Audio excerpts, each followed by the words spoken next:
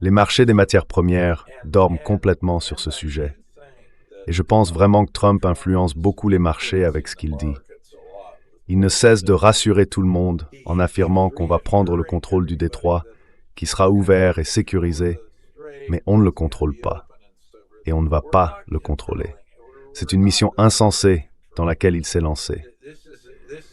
Ça fait beaucoup de gros titres, certes, mais au final, ça ne mènera à rien.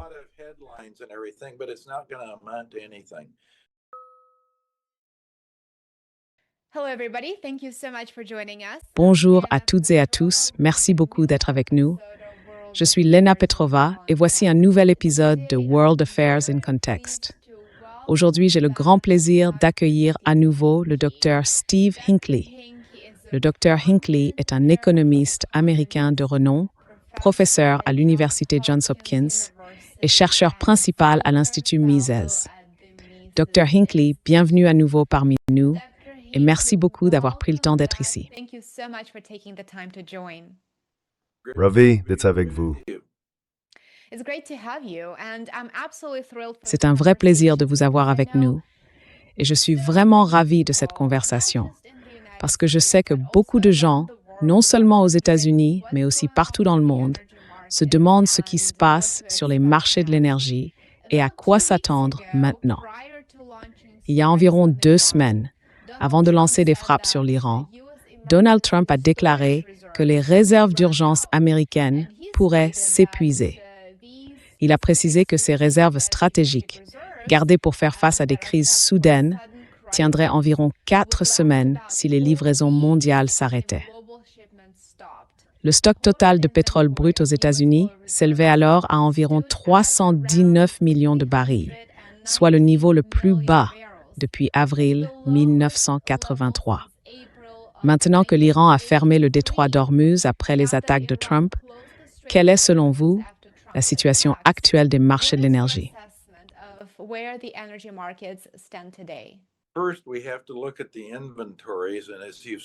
D'abord, il faut regarder les stocks. Comme vous l'avez résumé, on arrive vraiment au bout du baril un peu partout, sauf peut-être en Chine. Même si la Chine, elle aussi, a commencé à puiser dans ses réserves. Globalement, les niveaux sont très bas. Ça, c'est pour les stocks. Mais les flux diminuent aussi parce que le détroit d'Ormuz est maintenant pratiquement fermé, complètement fermé même. Le flux qui en sort est donc perturbé, y compris celui des produits raffinés, l'essence, le diesel et le kérosène. Les stocks de ces produits sont faibles et les flux le sont aussi. En résumé, on a peu de pétrole brut, peu de produits raffinés et les arrivées sur le marché se tarissent elles aussi.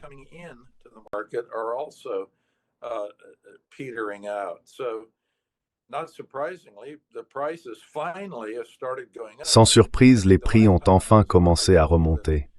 Je crois que la dernière fois que je suis venu, je vous avais dit qu'à la fin de l'été, on verrait de nouvelles hausses des prix du pétrole et des produits raffinés. Et c'est exactement ce qu'on observe maintenant. Le West Texas Intermediate a augmenté, il est aujourd'hui autour de $80 le baril. Le Brent est encore plus haut. Voilà la situation. Et d'ailleurs, les prix pourraient monter bien davantage. Si les flux continuent de diminuer et qu'on puise dans les stocks qu'il nous reste, on finit par atteindre le fond du baril, littéralement. À ce moment-là, il n'y a plus de réserves pour amortir les hausses et les prix s'envolent vraiment. Donc vous savez, restez positionné sur le brut, restez positionné sur les produits raffinés. C'est là qu'il faut être. C'est là que je suis moi-même. Voilà, en résumé, ce qui se passe.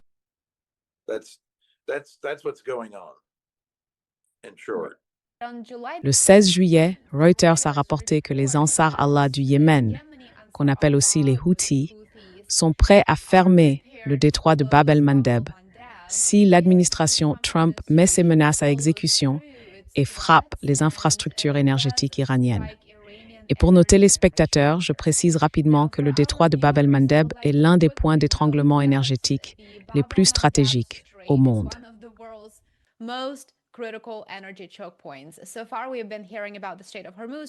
Jusqu'à présent, on a beaucoup parlé du détroit d'Ormuz, mais le Bab el-Mandeb est tout aussi important.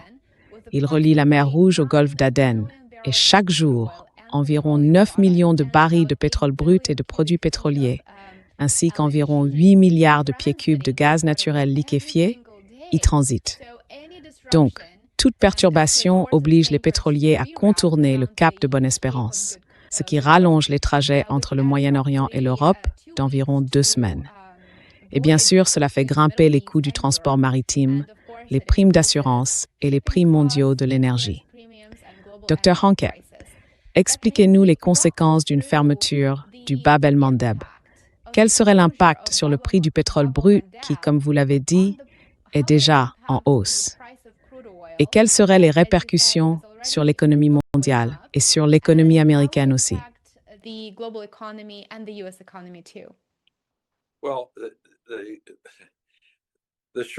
Eh bien, la réponse courte, c'est que ça réduirait une partie du flux. Il faut toujours raisonner en termes de matières premières, de stock et de flux, parce que les inventaires, c'est crucial. On a déjà traité la question des inventaires, on sait où on en est, et ça n'a rien à voir avec la mer Rouge, les Houthis ou ce point d'étranglement en particulier. Ce point-là, c'est un problème de flux. Donc si le flux est interrompu et qu'il n'y a plus de stock disponible, les prix montent et ça frappera de plein fouet l'économie mondiale. D'ailleurs, les marchés commencent tout juste à s'en rendre compte. Et ce qu'on observe toujours avec des stocks faibles, et on le sait depuis les recherches menées par Working dans les années 30, c'est ce genre de vulnérabilité.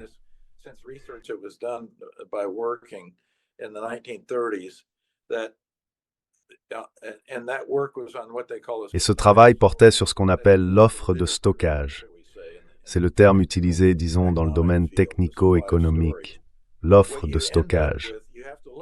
Au final, il faut regarder le prix au comptant, celui de la livraison immédiate d'une marchandise, et le prix à terme.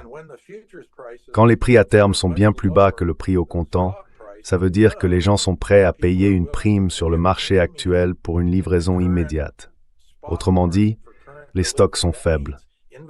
Encore une fois, quand le prix au comptant est supérieur au prix à terme, on sait, sans même vérifier, sans même plonger une jauge dans le réservoir, que le niveau est bas.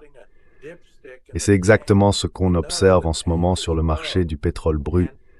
Le prix au comptant est au-dessus du prix à terme. Les stocks sont faibles, et ça se voit clairement.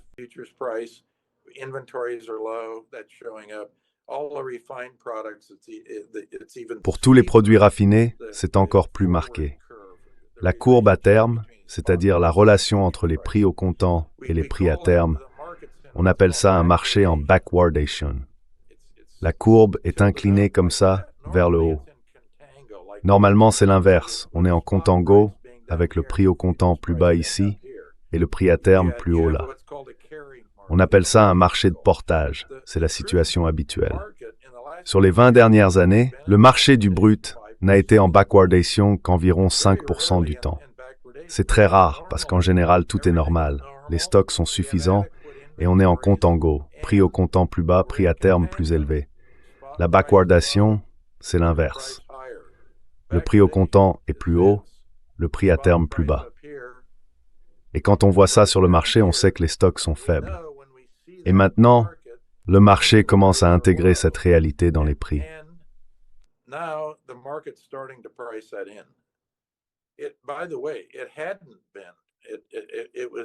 D'ailleurs, ce n'était pas le cas. Le marché est passé en backwardation quand la guerre a commencé. Ça a évolué comme ça, puis ça s'est un peu aplati.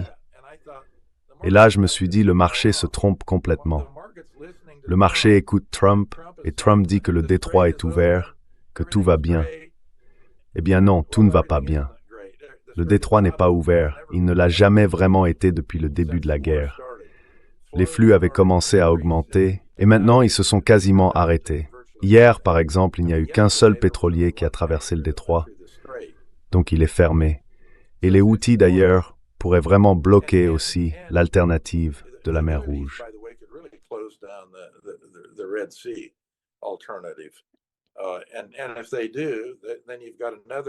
Et si c'est le cas, eh bien c'est un autre point d'étranglement qui se ferme. Donc les flux sont de plus en plus comprimés, voire coupés. Je pourrais ajouter d'ailleurs qu'un autre flux a été interrompu. Et c'est une autre guerre dont il faut parler. Vous savez, il y a environ 65 guerres en cours dans le monde en ce moment. C'est presque un record. Il y a des conflits un peu partout. Et une autre grande guerre, c'est celle de l'OTAN et de l'Ukraine contre la Russie. Les attaques de drones contre les raffineries russes ont vraiment causé pas mal de dégâts. La Russie fournissait autrefois entre 8 et 10% de tous les produits raffinés échangés sur le marché mondial, du kérosène, de l'essence et du diesel.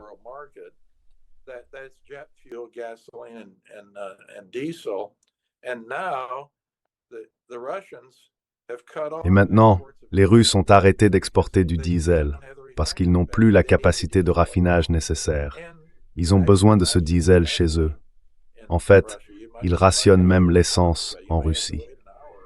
Même à Moscou, il peut falloir attendre 1 heure, parfois plus, pour faire le plein. Mais c'est parce que le flux de produits raffinés en provenance de Russie a été fortement réduit.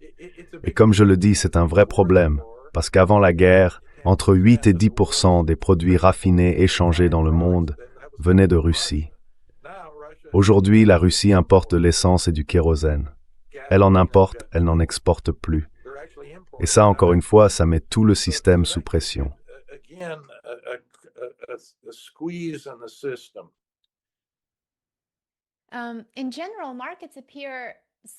De manière générale, les marchés semblent étonnamment résilients, malgré l'escalade au Moyen-Orient et malgré les attaques de l'Ukraine contre les raffineries russes, ainsi que l'impact que tout cela a sur les marchés mondiaux de l'énergie. Alors, est-ce qu'on peut dire que, jusqu'à présent, les marchés ont simplement sous-estimé à la fois les risques géopolitiques et les pénuries physiques d'approvisionnement? Ou bien est-ce qu'il y a autre chose qui, d'une certaine façon, limite le prix du pétrole, que ce soit le Brent ou le WTI, le West Texas Intermediate, en dessous d'un certain seuil?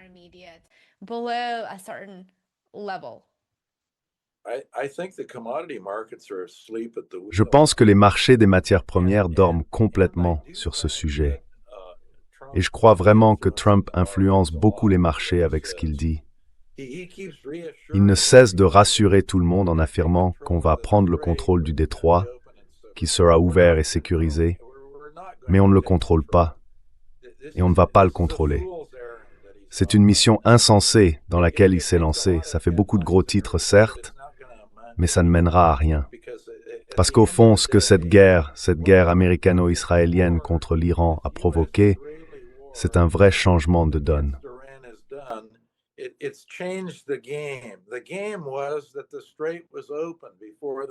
Le jeu, c'était que le détroit était ouvert avant la guerre.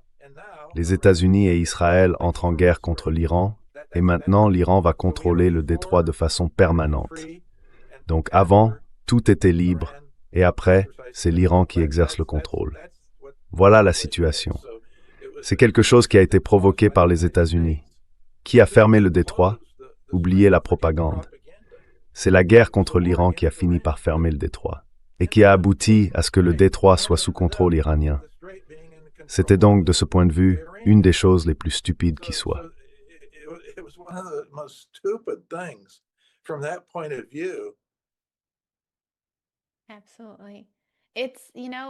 Absolument. C'est, vous savez, comme si la guerre avait été lancée, bien sûr, pour servir les intérêts d'Israël. Parce que l'Iran n'a jamais représenté une menace pour les États-Unis, une menace pour la sécurité nationale, je veux dire. Mais c'est intéressant, parce que maintenant, on a créé les conditions pour que cette guerre continue indéfiniment. On vient de créer une autre guerre sans fin, puisque l'Iran ne renoncera pas à son levier, celui qu'Européens le détroit d'Hormuz.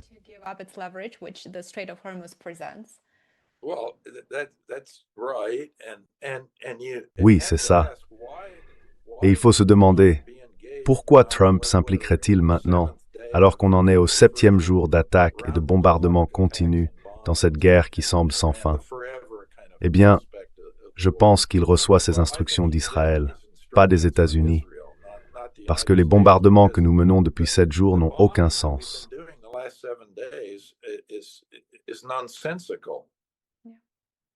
Ça n'a aucun sens. Je veux dire, il n'y a pas de... C'est un jeu de perdants, mais ça permet de maintenir la guerre, ce que bien sûr Israël veut.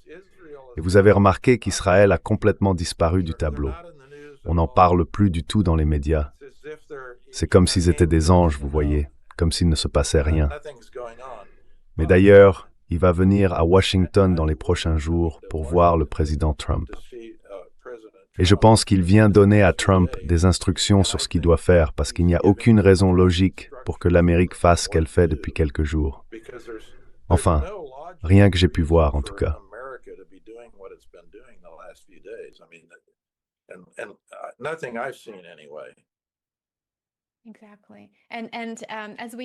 Exactement. Et comme on en avait parlé il y a quelques semaines, quand on discutait de ce sujet, on avait mentionné qu'au début du mois de juin, donc même avant la deuxième vague d'escalade, les États-Unis, ou plutôt il faudrait dire l'administration Trump, avaient dépensé près de 130 milliards de dollars pour bombarder l'Iran. 130 milliards, c'était en juin.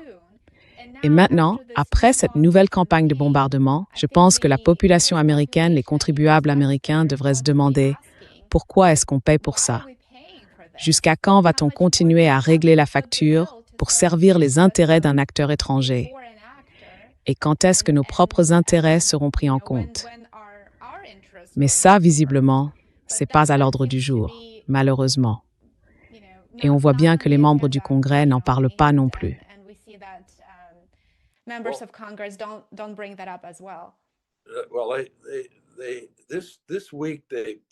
Eh bien, cette semaine, ils en ont un peu parlé, juste la partie émergée de l'iceberg, parce qu'il y a eu un débat, et finalement, la proposition de couper l'aide militaire à Israël a été rejetée. Mais le simple fait qu'on en ait discuté, c'est déjà très inhabituel. D'habitude, on ne parle jamais de ce genre de choses. Là, ils l'ont fait, et comme je le disais, la proposition a été rejetée. Mais la facture, elle, sera astronomique une fois que tout sera retombé. Parce que si on regarde les estimations faites par ceux qui étudient sérieusement le coût des guerres, avec leurs calculs très précis, ils arrivent à des montants d'au moins 1000 milliards de dollars. Donc vous voyez, oubliez les 100 milliards, c'est dérisoire à côté du coût final. Et quand on commence à tout compter, d'ailleurs ces chercheurs savent très bien compter, ils comptent absolument tout, eh bien ça change complètement l'échelle.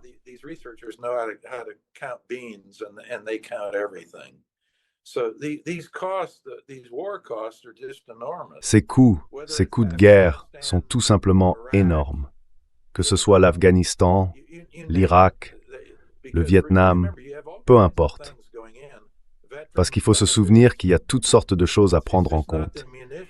Les prestations pour les anciens combattants, par exemple. C'est pas seulement les munitions qu'on brûle aujourd'hui, en gros, c'est tout ce qui comptabilise dans les... Et les 100 milliards de dollars, c'est ce que coûtent les munitions, le carburant et tout le reste.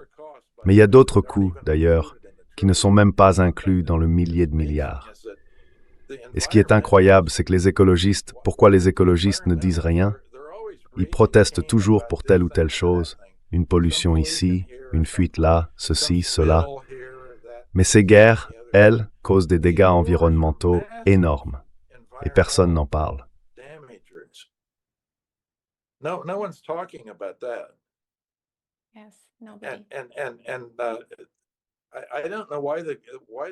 Et je ne sais pas pourquoi. Les Verts devraient être farouchement contre la guerre. D'ailleurs, si on regarde la guerre en Ukraine, parmi les plus grands soutiens, il y a les Verts en Allemagne. Les Verts allemands sont bel et bien bellicistes. Mais on se pose la question. Je croyais qu'ils étaient verts. Je croyais qu'ils voulaient sauver l'environnement. Eh bien non. Cette guerre détruit l'environnement. Toutes les guerres détruisent l'environnement. Elles provoquent une énorme pollution et des dégâts considérables. Absolument. Pas besoin d'être un génie pour comprendre ça. Mais avez-vous déjà vu un article là-dessus dans un journal? Non, rien du tout. Et la raison, c'est que tous ces militants écologistes qui s'enflamment pour tout et n'importe quoi, eh bien sur la guerre, pas un mot.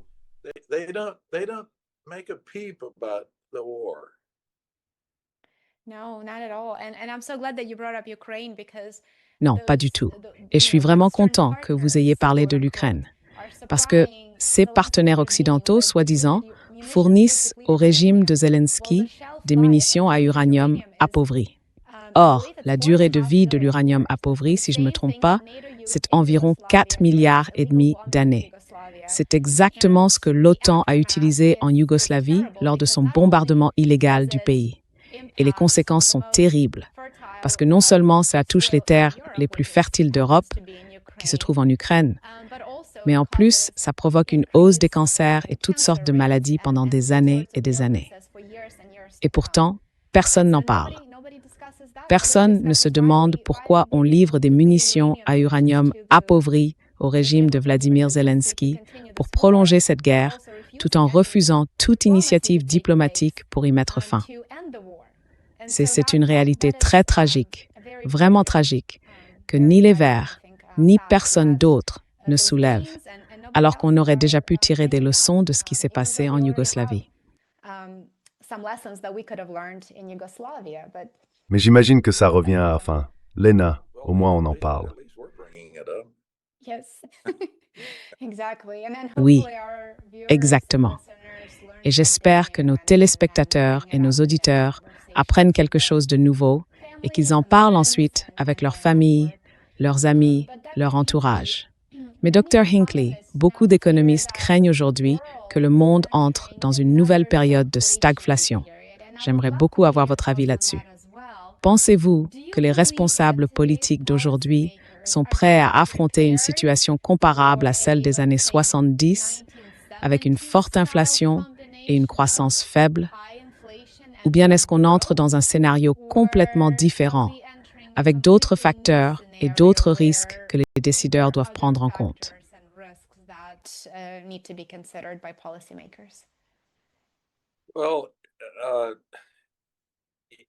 Eh bien, vous savez, on entre là dans un scénario difficile à prévoir. C'est très compliqué d'anticiper, disons, une situation de stagflation sur 5 ou 10 ans, quelque chose comme ça. Et d'ailleurs, on a une image assez contrastée de tout ce qui circule en ce moment. Parce qu'il y a une école de pensée qui dit que les innovations technologiques qu'on connaît aujourd'hui, par exemple l'intelligence artificielle pour n'en citer qu'une, vont augmenter la productivité. Et ça veut dire aussi une hausse du taux de croissance potentiel, par exemple aux États-Unis. En ce moment, le taux de croissance potentiel à long terme aux États-Unis se situe, disons, entre 2,2 et 2,5% de croissance réelle, de façon durable, sur une longue période.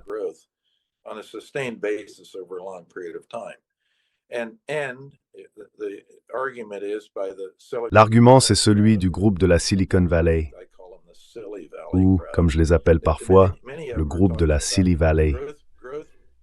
Beaucoup d'entre eux parlent de taux de croissance qui pourraient grimper jusqu'à 5 ou 6% par an. À mon avis, c'est n'importe quoi, mais bon, c'est un scénario qui circule. Alors, si on part de cette hypothèse, qu'est-ce que ça veut dire? Eh bien, on n'aurait pas de stagflation.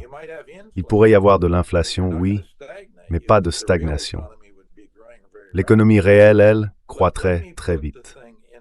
Pour remettre les choses en perspective, prenons un prisme monétariste, si on peut dire. En regardant la situation comme un monétariste, on sait qu'un plafond sur le PIB nominal, c'est-à-dire l'inflation plus le taux de croissance réel, ce plafond correspond à quoi? Au rythme de croissance de la masse monétaire.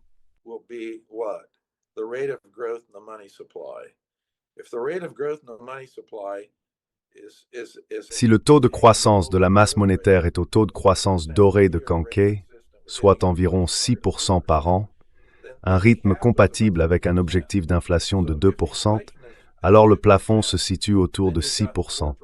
Donc si l'inflation est de 2%, il reste 4 points de pourcentage. Et qu'est-ce qu'on fait avec ça?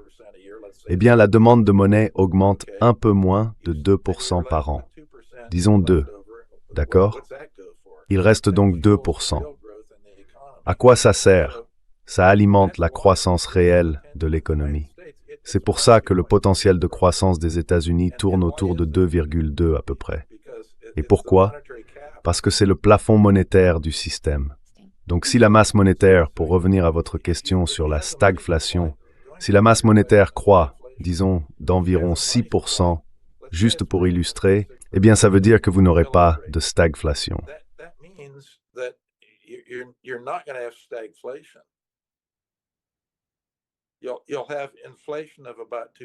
Vous aurez une inflation d'environ 2%, la demande de monnaie restera autour de 2%, et la croissance réelle sera aussi d'environ 2%. Donc ça, ce n'est pas de la stagflation. Pourquoi avons-nous eu de la stagflation? Nous en avons eu parce que, en réalité, la croissance de la masse monétaire dépassait ce seuil de 6%, alors que la demande de monnaie restait autour de 2%. Et en plus, il y avait beaucoup de réglementations et de lourdeurs administratives qui pesaient sur l'économie, ce qui freinait la partie réelle de la croissance du PIB nominal. La croissance réelle était donc affaiblie, et cela se traduisait par de l'inflation. C'est pour ça qu'on a eu de la stagflation. Dans les années 70, la croissance économique réelle était très faible, mais l'inflation, elle, était assez élevée. Et au final, tout restait limité par le rythme de croissance de la masse monétaire.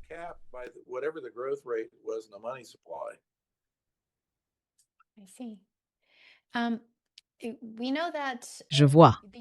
On sait que le dollar américain a souvent été renforcé par les crises géopolitiques.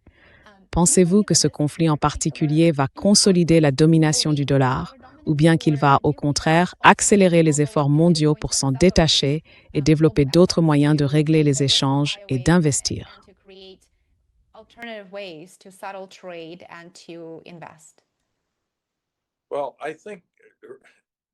Eh bien, je pense que globalement, tout ce discours sur la dédollarisation, c'est un peu n'importe quoi. Le dollar reste le roi, il domine tout. Si on regarde tous les indicateurs et qu'on met tout bout à bout, le dollar est devenu plus dominant, pas moins ces dernières années. Je ne parle même pas de la guerre ou des mesures prises depuis que, selon moi, le dollar a été mal utilisé comme arme avec les sanctions et tout le reste, ce à quoi je suis opposé. Ça oui, ça affaiblit le dollar. Mais il y a d'autres facteurs qui favorisent son utilisation. Et si on regarde l'ensemble, son usage continue d'augmenter.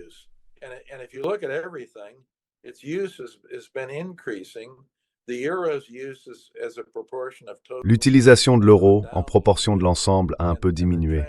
Le yuan chinois, lui, a pas mal progressé, mais il partait d'une base vraiment très faible. Donc le yuan monte, le dollar monte aussi, et l'euro recule. Et puis certaines autres devises comme le yen ou la livre britannique baissent un peu. Voilà, c'est ça l'histoire. Mais ce qu'ils font, c'est qu'ils sélectionnent les chiffres qui les arrangent. Ils se concentrent sur un seul aspect du dollar. Par exemple, la part des réserves totales détenues par les banques centrales en dollars américains. Cette part a baissé, et tout le monde s'exclame « Ah oui, regardez, regardez !»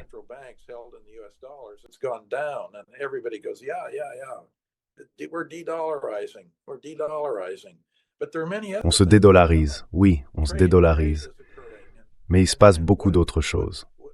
Le commerce continue. Et dans quelle monnaie se règle la majorité des échanges? En dollars. Et les factures, elles, sont libellées dans quelle devise? En dollars aussi. Et ça augmente. Donc je pense qu'il faut garder en tête qu'il y a toujours eu très peu de monnaie internationale. Il y en a toujours une dominante, toujours une. Mais en 2500 ans, il n'y en a eu qu'une quatorzaine. Alors détrôner la monnaie reine, c'est difficile. C'est possible, mais ça n'arrive pas souvent. Et à mon avis, le dollar n'est pas prêt de disparaître.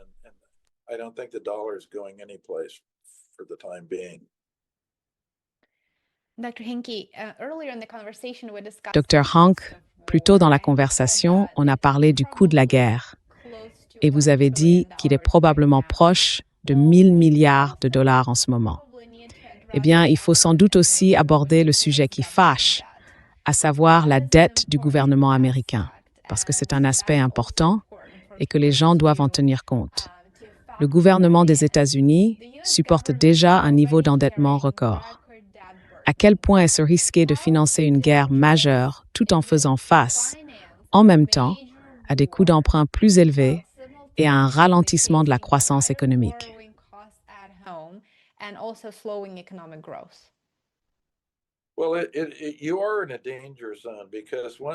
Eh bien, vous êtes dans une zone de danger, parce qu'une fois que la dette publique dépasse environ 90% du PIB, C'est le grand classique, l'étude menée par 2 professeurs de Harvard, Reinhardt et Rogoff. Ils ont examiné 8 siècles de données à travers le monde et ils ont constaté que chaque fois que la dette publique détenue par le public dépasse ce seuil d'environ 90% du PIB, les problèmes commencent. Et les problèmes viennent du fait qu'au-delà de ce niveau, la croissance ralentit. Il y a une relation claire. Si on franchit ce seuil, cette ligne rouge, disons, la croissance a tendance à se tasser. D'ailleurs, ça nous ramène à la question de la stagflation. Parce que si la croissance réelle est freinée, comme elle l'a été dans les années 70 à cause d'une réglementation excessive, eh bien, on retombe dans le même type de situation.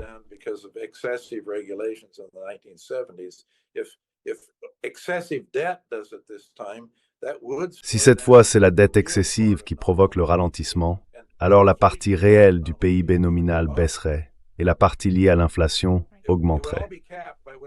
Tout ça serait limité par le rythme de croissance de la masse monétaire. En clair, le PIB nominal ne pourrait pas croître plus vite que la masse monétaire. Mais la répartition entre l'inflation et la croissance réelle pourrait un peu changer. Parce que si la dette devient trop lourde, la croissance réelle diminue légèrement et le reste se traduit par plus d'inflation. Donc ça vous pousse, disons, vers un scénario de type stagflation. Ça, c'est un premier aspect du problème. Mais il y a un autre danger, c'est le coût des intérêts sur la dette. Aujourd'hui, environ 35% de tous les impôts sur le revenu des particuliers servent uniquement à payer les intérêts de la dette, simplement pour en assurer le service. C'est énorme.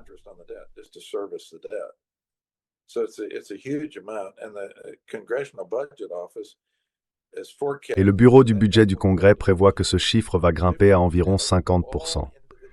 Autrement dit, la moitié de tous les impôts sur le revenu des particuliers servira bientôt à payer les intérêts de la dette. Alors qu'est-ce que ça veut dire? Si une telle part des paiements sert aux intérêts, il ne reste plus grand-chose. Et c'est déjà un taux très élevé. 35% aujourd'hui, c'est énorme. Vraiment énorme. Et ça veut dire quoi? Qu'il ne reste qu'un petit reste, un résidu. Pour quoi faire?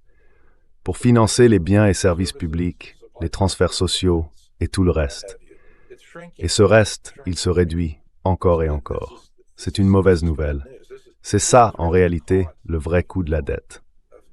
Pour bien comprendre, ce sont les intérêts qui aspirent les recettes fiscales qui entrent dans les caisses de l'État. Et ces recettes, une fois absorbées par les intérêts, ne peuvent plus servir à financer les services publics ni les transferts sociaux.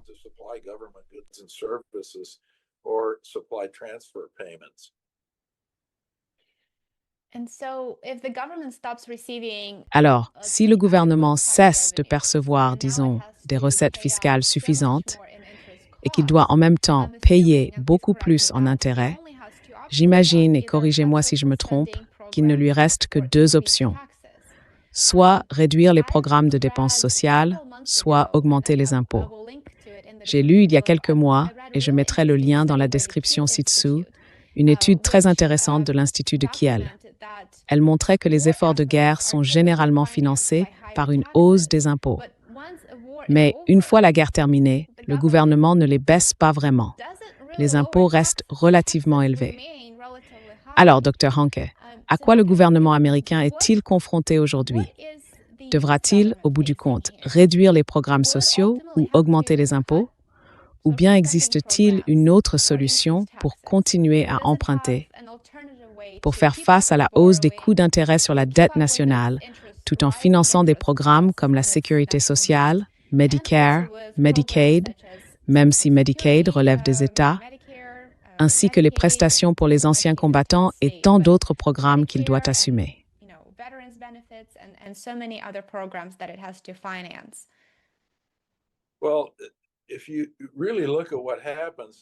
Eh bien, si on regarde vraiment ce qui se passe, voilà la situation. La vraie question, c'est comment contrôler le monstre de Washington, D.C. C'est en gros ce que vous demandez. Et le Congrès américain, tout comme la Maison-Blanche, n'ont ni la capacité ni la volonté de se restreindre eux-mêmes et de maîtriser les choses. Et ça se voit très clairement. On a cette comédie du plafond de la dette qui revient régulièrement. Le soi-disant plafond de la dette, en réalité, il ne limite rien du tout. À chaque fois que la comédie se rejoue, il se contente de relever la barre.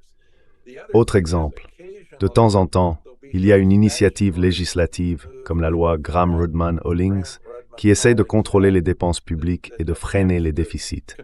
Mais ces tentatives échouent toujours.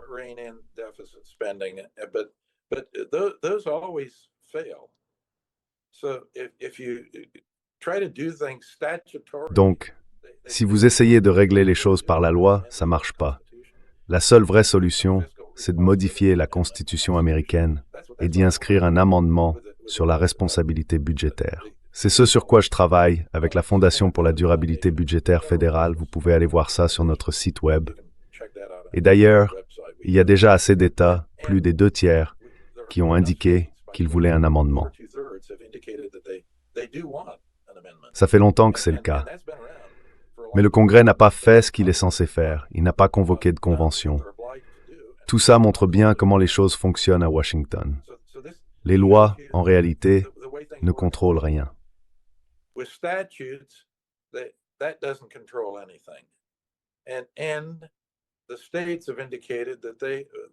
Les États ont indiqué qu'ils souhaitaient une convention pour examiner un amendement qui porterait sur la responsabilité budgétaire ou qui s'y limiterait.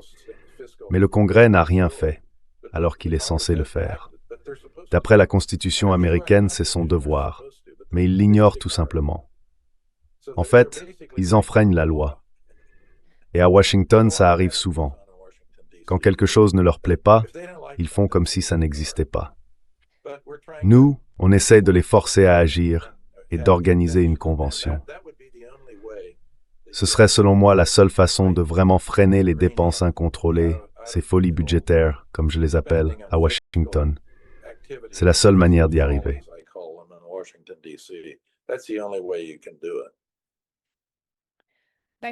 Dr. Hank, je trouve que c'est une initiative vraiment passionnante et j'aimerais beaucoup en savoir plus.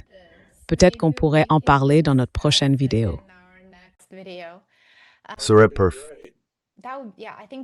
Oui, je pense que ce serait passionnant et que ça permettrait de mieux comprendre la situation tout en ouvrant peut-être des pistes pour en sortir. Merci, Dr. Hanke.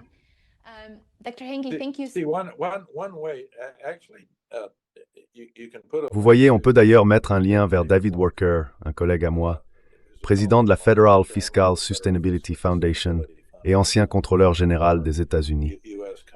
On a lu cette semaine un article dans le magazine Fortune qui expliquait à quoi pourrait ressembler un amendement constitutionnel visant à limiter ou à encadrer les dépenses du gouvernement. Un amendement sur la responsabilité budgétaire en quelque sorte. En résumé, ce qu'on propose, c'est de fixer un plafond à la dette. Par exemple, j'ai parlé de 4,20%. On la fixe à 4,20%, pas plus. Ce serait la limite.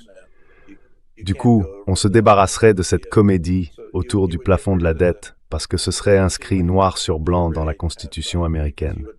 Et à partir de là, ils seraient obligés de s'y tenir.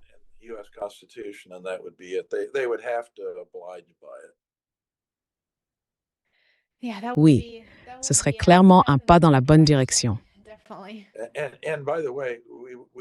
Et d'ailleurs, la façon dont on l'a rédigé, c'est incitatif. Donc s'ils ne le faisaient pas, les membres du Congrès concernés, ceux qui ont voté des lois dépassant la limite, n'auraient plus le droit de se présenter à une nouvelle élection. Ah, j'adore ça, oui. Oui, il faut toujours donner des incitations. Absolument, oui. Et je pense que ne pas avoir la possibilité de se représenter serait sans doute la motivation la plus forte qu'on puisse instaurer. Ah oui, c'est clair. Avec la façon dont les choses se passent en ce moment, il y aurait un énorme renouvellement. Oui, et on peut dire que c'est vraiment nécessaire, même très nécessaire.